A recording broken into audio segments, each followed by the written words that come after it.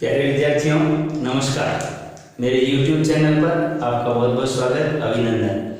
प्रायिकता कक्षा 10वीं का जो अध्याय है प्रायिकता, अपन प्रायिकता के बारे में पढ़ रहे थे और प्रायिकता में हमने काफी तरह के प्रश्न हल कर लिए। अब हम इस प्रकार के प्रश्नों में आते हैं।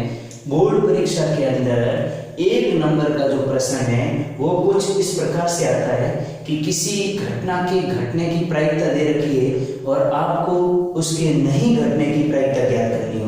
विद्यार्थियों हमने पहले ही पढ़ रखा है कि किसी भी घटना के घटने की प्रायिकता यानी PA प्लस PA बार, यानी किसी घटना के घटने की प्रायिकता और नहीं घटने की प्रायिकता, इन दोनों का योग सदैव एक होता है। इन दोनों की जोड़ सदैव एक होती है। अब हमारे पास जो प्रश्न है इसमें से PA का मान दे रखा है। PA का मान, इसका मतलब किसी घटना के घटने की प्रायिकता का मान दे रखा है और अपने को उसके नहीं घटने की, नहीं होने की प्रायिकता का मान ज्ञात करना है। तो यहाँ पर ऐसे प्रश्न जो है इनको हल करने के लिए हम सबसे पहले जो मान दिया गया है, जैसे यहाँ पर PA का मान है तो उसका मान रखेंगे 0.25 और प्लस घटना के नहीं होने की प्रायिकता ये ज्ञात करनी है और दोनों का मान होगा 1। ये पहले स्टेप में। अगले स्टेप में हम जब हल करेंगे तो हम इसको उधर ले जाएंगे क्योंकि हमारे को इसका मान ज्ञात करना है और गणित का नियम है जब भी हम अंकों का पक्षांतरण करते हैं तो प्लस माइनस में बदलता है। और दूसरे स्टेप में PA बार बराबर 1 माइनस 0.25। यहाँ पर आपको बाकी करनी है, 1 में से 0.25 घटाते हैं। कुछ विद्यार्थी इसमें कंफ्यूज हो जाते हैं कि बाकी कैसे करते हैं। तो कोई भी संख्या, जैसे ये 1 है, 1 में से 0.25 घटाने हैं तो 1 के बाद दशमलव होता है। ये संख्या इस प्रकार से होती है और इसमें से 0.25 घटाने हैं तो यहाँ पर 10 में से 5 पीछे 5, यहाँ में 9 में से 2 गए पीछे बचे 7 और यहाँ दशमलव, उत्तर आएगा 0.75। ये आपका आंसर है कि किसी भी घटना के घटने की प्रायिकता अगर 0.25 है तो उस घटना के नहीं घटने की प्रायिकता क्या होगी, तो नहीं घटने की प्रायिकता होगी 0.75। ऐसा प्रश्न आपके 1 नंबर का आ सकता है, इसलिए मैंने एक सवाल और लिया है। किसी घटना के होने की प्रायिकता 0.9 है, इसके नहीं होने की प्रायिकता, या फिर वही सूत्र है PA प्लस PA बार, दोनों का योग सदैव कितना होगा 1। इसमें से आपको किसका मान दिया हुआ है, PA का मान दिया हुआ है 0.9 प्लस PA बार बराबर 1 और अगली बार में आपको PA बार ये ज्ञात करना है तो 1 माइनस 0.9। फिर यही बाकी करनी है आपको, 1 इसमें से 0.9 घटाना है। यहाँ पर माइनस करेंगे, 10 में से 9 गया पीछे बचा 1, यहाँ पर दशमलव आएगा और उत्तर आ जाएगा आपके पास में 0.1। तो ये 1 नंबर का प्रश्न बड़ा ही सरल सा सवाल आपके पास में ऐसा आता है जिसमें लिखा हुआ होता है कि किसी भी घटना के होने की प्रायिकता या नहीं होने की प्रायिकता दोनों में से एक दिया गया होता है और दूसरे का मान ज्ञात किया जा सकता है। तो ये 5वां नंबर का जो पॉइंट था आपने ये क्लियर हुआ और इसके बाद में अपन 6ठे नंबर पे आते हैं। छठा जो अपना पॉइंट है वो इस प्रकार से है, इस प्रकार के प्रश्नों में 2 खिलाड़ियों का जिक्र किया हुआ होता है और कह रखा होता है कि A और B, X और Y, राम और श्याम 2 खिलाड़ी है जो शतरंज खेलते हैं या कोई खेल खेलते हैं जिसमें से एक व्यक्ति के जीतने की प्रायिकता दे रखी होती है। इस प्रश्न के अंदर एक व दो दोनों एक खेल खेलते हैं जिसमें A के जीतने की प्रायिकता 3/5 है। A के जीतने की प्रायिकता 3/5 है तो B के जीतने की प्रायिकता ज्ञात करनी है। अपन ने ऐसे कुछ प्रश्नों पे पहले भी पासे में वगैरह में सब में जिक्र किया है। यहाँ पर ये समझना है कि ये A के जीतने की प्रायिकता 3/5 है जब कोई मैच संबंधित, खेल संबंधित जो भी प्रश्न होता है तो PA प्लस PB मतलब A के जीतने की प्रायिकता और B के जीतने की प्रायिकता दोनों का योग सदैव 1 होगा। दोनों का सदैव योग सदैव 1 होगा। यहां पर आपको दिया हुआ है A के जीतने की प्रायिकता, इसका मान दिया गया है 3/5। आपको ज्ञात करनी है B के जीतने की प्रायिकता और B के जीतने की प्रायिकता आपको ज्ञात करनी है, ये दिया गया। अब ये उधर ले जाएंगे तो PB बराबर 1 माइनस 3/5। चूंकि ये भिन्न संख्याओं की बाकी है, भिन्न संख्याओं का माइनस करना है, इसलिए इसको हर लगाए बिना किया नहीं जा सकता। इसका हर होगा 1 और यहाँ पर दोनों का अपन लसक लेंगे तो आएगा 5। यहाँ पर ये 5 बनेगा और यहाँ 3 होगा। 5 में से 3 गया 2/5। ये पूरा विधिवत समझाया हमने। इसके अंदर थोड़ा सा ये आसानी से और जल्दी से समझा जा सकता है। जैसे आपको 2 लोग दे रखे हैं तो यहाँ पर जो 5 है टोटल वो योग है, 5 कुल योग है और इस योग में से A के जीतने की प्रायिकता 3 है तो पीछे कितना बचा 2 और B के जीतने की प्रायिकता क्या हो जाएगी 2/5। अगर 1 नंबर का प्रश्न आता है तो आप सीधा 2/5 भी लिख सकते हैं तो भी आपको पूरे अंक मिलेंगे। इस तरह के प्रश्न कई बार होते हैं। एक और उदाहरण लेके मैं समझा देता हूं। जैसे X और Y 2 लोग हैं, शतरंज का मैच खेलते हैं। उसमें से X के जीतने की प्रायिकता 4/7 है। X के जीतने की प्रायिकता 4/7 है। तो दूसरा कौन बचा Y के जीतने की प्रायिकता। तो यहां पर आप देखें तो कुल 7 परिणाम संभव है। उसमें से X के पक्ष में कितने जा रहे हैं 4, पीछे कितने बचे 3। तो Y के जीतने की प्रायिकता होगी 3/7। तो ये इस टाइप के प्रश्न है जिसमें 2 लोगों का जिक्र किया हुआ होता है, जिसमें से एक के जीतने की। अब यहां पर एक बात और ध्यान रखें, जो A के जीतने की प्रायिकता है वह B के हारने की प्रायिकता है। जैसे यहां पर दिया गया A के जीतने की प्रायिकता 3/5 है तो B के हारने की प्रायिकता 3/5 होगी। B के जीतने की प्रायिकता 2/5 है। 2/5 जो प्रायिकता है ये शो कर रही है कि B जीतेगा। तो B जीतेगा तब हारेगा कौन A। तो A के हारने की प्रायिकता 2/5। अगर आप किसी एक खिलाड़ी पे जाएंगे तो उसके जीतने की और उसके हारने की दोनों प्रायिकता का योग सदैव 1 होगा। इसी उदाहरण को वापस देखते हैं। A के जीतने की प्रायिकता ये प्रश्न में दिया गया है जो कि कितना है 3/5। A के हारने की प्रायिकता ये होगा 2/5। क्यों? क्योंकि A जब हारेगा तो जीतेगा कौन B और B के जीतने की प्रायिकता हमने ज्ञात की है 2/5। अब आपको इन दोनों का जब योग ज्ञात करना है 3/5 प्लस 2/5 बराबर 5/5 और ये पूरा हो जाएगा 1। तो किसी एक खिलाड़ी के जीतने की प्रायिकता और हारने की प्रायिकता दोनों का योग सदैव 1 होता है। और 2 खिलाड़ियों में बांटेंगे तो दोनों में एक के जीतने की प्रायिकता दे रखी है तो आप कुल परिणाम में से ये घटाएंगे तो दूसरे के जीतने की प्रायिकता आएगी। इस प्रकार से आप ये प्रश्न कर सकते हैं, बड़े आसानी से कर सकते हैं और आशा है कि आप इनको अच्छी तरीके से हल करेंगे और अच्छे अंक प्राप्त करेंगे। अब अपन चलते हैं अगली टाइप पे। लास्ट जो प्रायिकता में अपने पास में प्रश्न बचे हुए हैं वो ताश की गड्डी जिसमें 52 प्रकार के पत्ते होते हैं उनसे संबंधित प्रश्न है। उनको करने से पहले आप इसको जल्दी से लिख लें, वीडियो पॉज करके लिख सकते हैं, आप स्क्रीनशॉट ले सकते हैं और मेरे चैनल को सब्सक्राइब करें।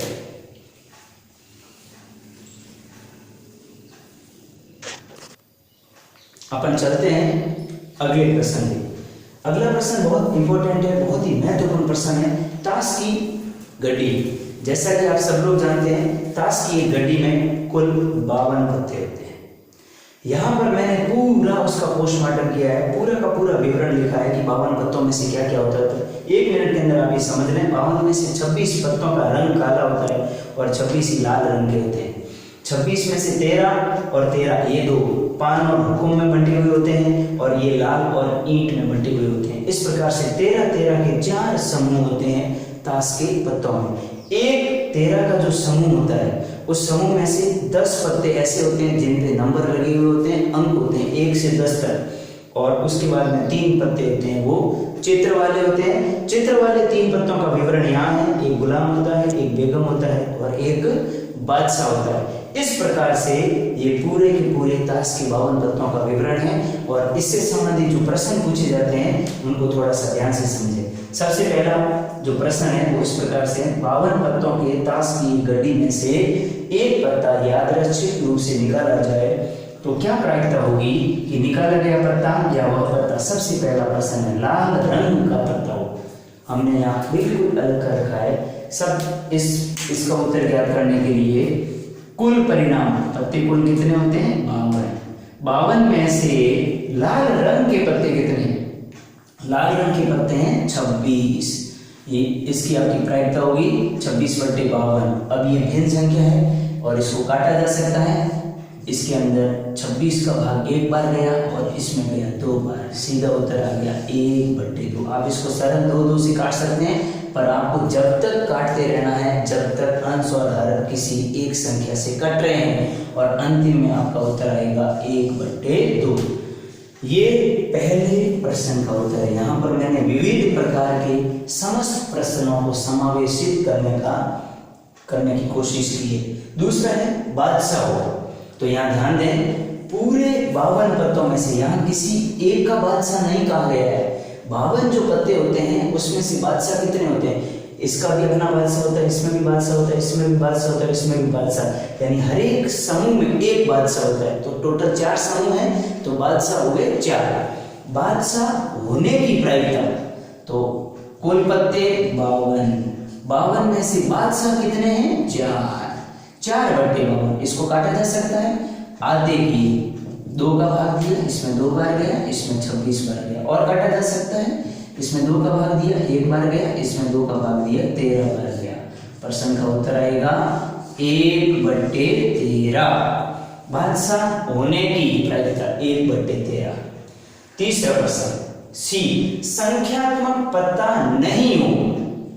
संख्यात्मक पत्ता नहीं हो, ऐसे होने और नहीं होने, यहाँ पर आप ध्यान दें, अगर संख्यात्मक पत्ता नहीं है तो आप संख्यात्मक के यानी जिसके ऊपर संख्या लिखी गई है उसको छोड़कर बाकी पत्तों को गिन लें। संख्यात्मक जैसे एक समूह में 10 होता है, 10 इसमें, 10 इसमें, 10 भी इसमें और 10। 52 में से 40 पत्ते ऐसे होते हैं जिन पे नंबर लिखे हुए होते हैं 1 2 3 4 5, उनको हटा दें, वो नहीं होना चाहिए। 52 में से 40 चले गए, पीछे कितने बचे? 12। संख्यात्मक नहीं होना, ये होंगे 12 और कुल कितने हैं? 52। फिर इसको काटा जा सकता है, 2 का भाग दिया 6/26, फिर इसको काटा जा सकता है, 2 का भाग दिया 3/13। तो यहाँ पर इसका उत्तर आया है 3/13। अगला प्रश्न, फेस कार्ड, चित्र वाला पत्ता हो। ये दोनों एक दूसरे के ठीक उल्टे, दोनों का एक ही उत्तर आएगा। चित्र, फेस कार्ड, ये बहुत इंपॉर्टेंट है, यहाँ ध्यान दें। ये आपकी किताब में चित्र नहीं किया हुआ है पर प्रश्न आ सकता है कि फेस कार्ड किसे कहते हैं। फेस कार्ड उसको कहते हैं ऐसे पत्ते जिन पे चित्र बना हुआ होता है व्यक्तियों का। तो ऐसे पत्ते प्रत्येक समूह में 3 होते हैं। 3 कौन कौन से? गुलाम, बेगम और बादशाह।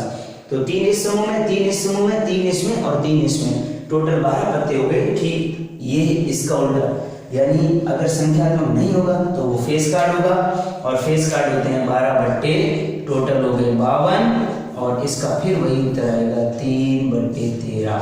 12/52 का भी हमने ऊपर हल किया है, ये 3/13। यहाँ पर बिल्कुल स्पेसिफाई किया गया है। पान का इक्का, पूरे 52 में से पान का इक्का एक ही होता है।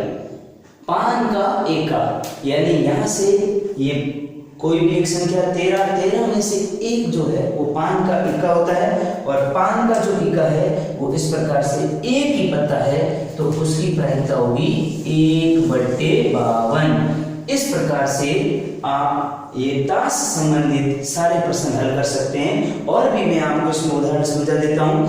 कभी भी ये पूछा जा सकता है कि ईंट की बेगम, ईंट की बेगम पूरे पत्तों में एक ही होगी। अगर बेगम का पूछा जाए तो बेगम इसमें भी है, इसमें भी है, इसमें भी है और इसमें भी 4 देगी, तो 4/52, फिर उसको काटेंगे। और ईंट की बेगम पूछी जाएगी तो 1/52। इस प्रकार से ताश के पत्तों से संबंधित 3 नंबर का प्रश्न आता है। अगर ये प्रश्न आ गया तो उसके अलग अलग पॉइंट्स दिए गए होते हैं और 3 नंबर का प्रश्न होता है जिसे आप बड़े आसानी से हल कर सकते हैं। आपको जो प्रश्न में लिखा गया है उसको सही ढंग से समझना है। कई बार हम इसको नहीं को छोड़ देते हैं, कई बार हमें पता नहीं रहता फेस कार्ड क्या होता है, तो इन सब चीज़ों का विशेष रूप से ध्यान रखें। प्यारे विद्यार्थियों, मेरा ये वीडियो बनाने का मुख्य उद्देश्य था कि आपकी 10वीं की परीक्षा अभी होना बाकी है और मैं इसके माध्यम से आपको कुछ गणित के बारे में लाभान्वित करा पाऊँ। आशा है कि आप इसे अच्छी तरीके से देखेंगे, समझेंगे और इसे सब्सक्राइब, मेरे चैनल को सब्सक्राइब करें। इसमें ऑनलाइन आप गणित पढ़ें। अब जो विद्यार्थी कक्षा 9 से क्रमोन्नत होकर 10 में आए हैं वो विद्यार्थी भी इसे देखें, पढ़ें और समझें। आपके लिए भी बहुत महत्वपूर्ण है क्योंकि इस वर्ष कक्षा 10 के लिए यही सिलेबस रहने का निर्धारण किया है विभाग ने, तो आप अच्छी तरीके से इसको पढ़ें। अब आप इस पूरे प्रश्न को अच्छी तरीके से स्क्रीनशॉट लेकर के इसको अच्छी तरीके से लिख सकते हैं। इसके बाद अभी मैं आपको और एक्स्ट्रा क्वेश्चंस दूंगा, अतिरिक्त प्रश्न दूंगा।